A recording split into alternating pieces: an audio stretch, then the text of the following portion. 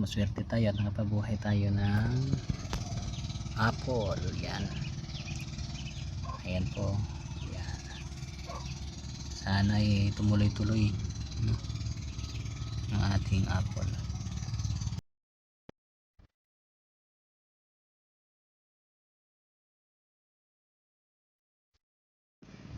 Magandang hapon po sa inyong lahat.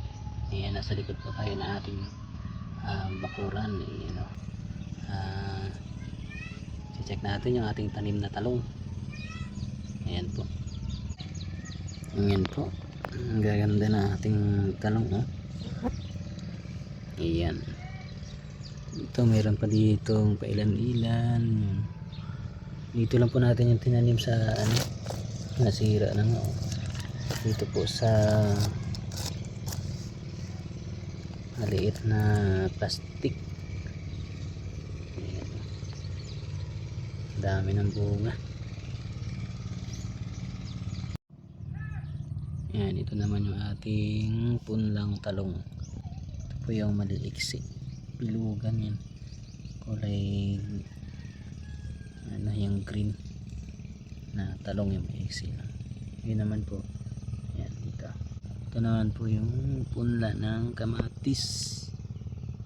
Yan, yan po ay lang, binilad ko lang galing ng yung mga binibili sa market, hindi na tayo bumili ng nasa pack.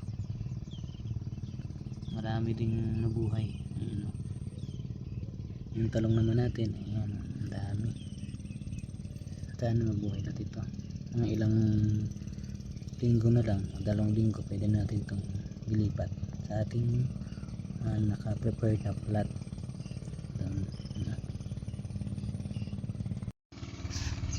Ito naman po yung ating punlang papaya.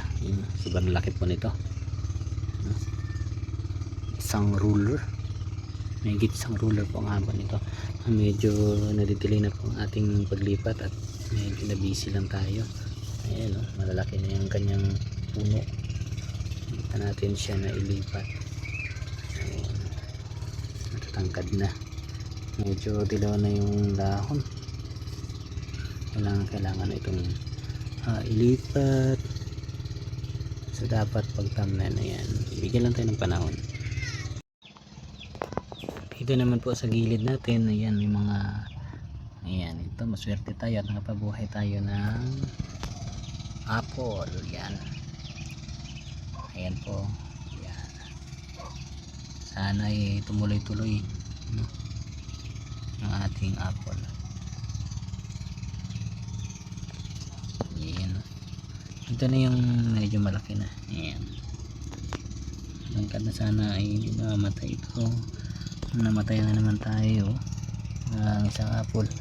Dito po talaga sa aming lugar ay medyo mahirap talaga magpabuhay ng ganitong prutas.